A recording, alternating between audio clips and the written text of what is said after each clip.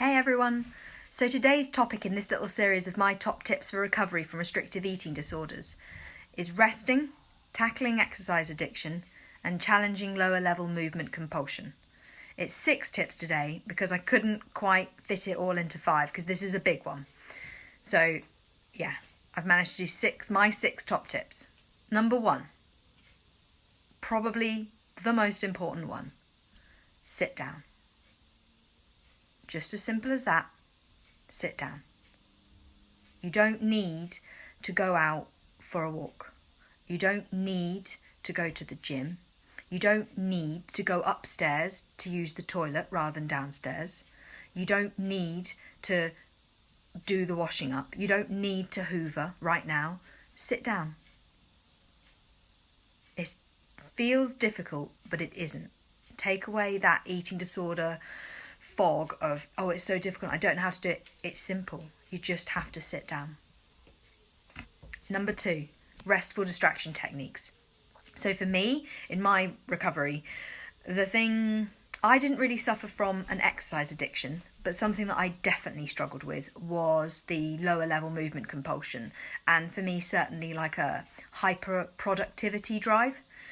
So for me, an important thing was that actually having some distraction techniques that I could have that were restful.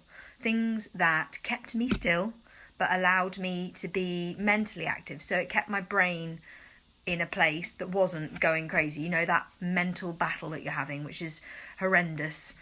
It actually helps for me. It helped me a lot to have something that I could look at or do that would kind of hold me in the moment and keep me present and enable me to stay still and give my body the time and the rest that it needed. So for me, jigsaw puzzles was the thing.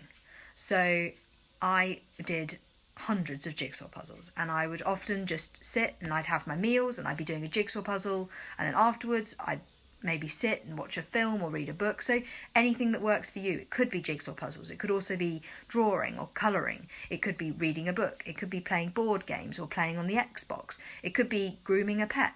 Anything at all that enables you to sort of ride out that shitstorm and know that the reason why it's feeling so difficult to do it, like, I cannot stress this enough, that the fact that you are struggling to sit still and rest and be quiet and peaceful is the sign that it's exactly what you need to be doing.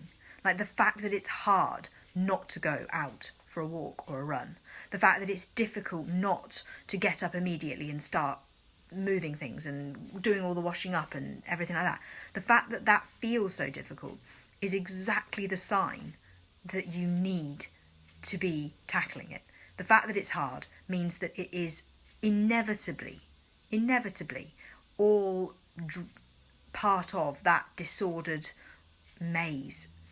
Okay? Number 3. After eating, make a rule that you'll be still for at least half an hour. So this is something that I found really helpful, and was that after I'd eaten, I'm sure people can relate to this, that you often get that sort of, suddenly you've had your meal and then, right, now busy, and, go and do things. And it doesn't necessarily have to feel like it's a disordered thing, but actually, this is why I've included this one, it really made a difference to me when I sort of enforced to myself, actually for half an hour after every meal and snack, I'd just be still. And it helped me in 2 ways. One, it sort of helped me to be peaceful and quiet and still after that. So those lower level movement things, that hyper productivity stuff, it enabled me to sort of put a cap on that, because often I found that actually after half an hour, that initial buzz and drive and craze, right, let's get going, that had kind of tapered off. And secondly, it helped because actually a lot of us, the reason why we have that sudden, right, gotta get busy after eating, is because it's our eating disorder driving us to be distracted from the fact that we are actually just still hungry, and that if we weren't to be getting up and doing and being busy, we'd want more food. So I found that this tip was a double whammy benefit in the fact that not only did it help me to be more still, it also helped me to be aware of the fact that I was actually hungry. And so I'd sit and go, oh, oh, actually, no, I want more. And I'd go and get more food. So it helped in 2 ways. Number 4, remind yourself of why it's important for you to be resting right now. You are not your friend, your sister, your dad, your husband.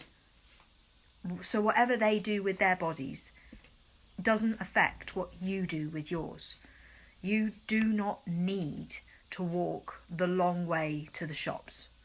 You don't need to spend all that time hoovering. You don't need to get fresh air. Actually, you don't need to go on a run to get fresh air. You can just go and sit in your garden. Spot that ED crap and call it out. Call it out, and remember, you are recovering from a restrictive eating disorder, and rest is an absolutely essential part of that process. So you deserve to sit and rest and relax, and you don't need to go on a run. And you know that to get fresh air, you can just sit in your garden, or you can sit on a bench at the park. You don't have to be running or doing any of those things. Number 5, avoid the quasi trap of eating more, but only because you're moving more. Have you suddenly found that in recovery you're starting to really love running? Out of the blue, you just suddenly love running? Or what about having that sudden intense urge to get really strong and make sure it's all muscle and all that kind of stuff? Stop. Exercising is not your new identity. It's just your eating disorder in a new coat. And actually, right now isn't the time to get strong or fast at running or any of those things. Right now is the time to focus on letting your body heal. Your body knows how to grow muscle.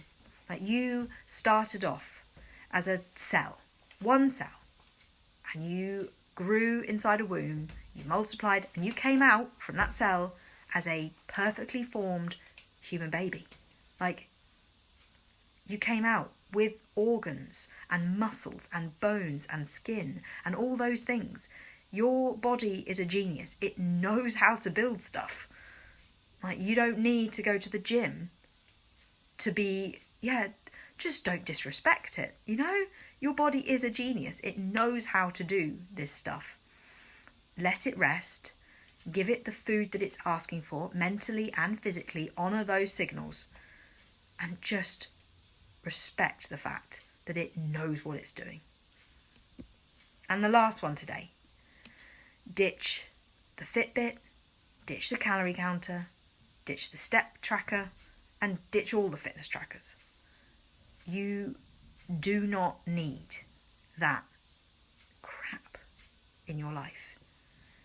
It's only going to make things a lot harder. And frankly, from my point of view, I don't think they're that helpful to anyone, let alone people with history of restrictive eating disorders or people who are in recovery from restrictive eating disorders. I actually think that a lot of these things are ways that companies can make a lot of money out of us. I think actually the best thing we have that we should be honing is the mind-body connection. And that is our ability to listen to what our body really wants. And actually, that's the only tracker you ever need. It's inside your head. Your brain is your tracker. You don't need something on your arm to tell you if you've eaten enough or walked enough steps. You don't need that. Your brain will tell you. Your body will tell you. If you are tired, you rest. If you feel like you'd like to have a stroll in the park, go for a stroll in the park. It's your body is a genius. You don't need those things. Obviously that's my opinion, but I feel like that's my advice and that's my opinion to everyone. So for those who are in recovery from restrictive eating disorder, it's just a no-go. You don't need that. It's not going to help recovery. Thank you very much. Take care, everyone. Bye.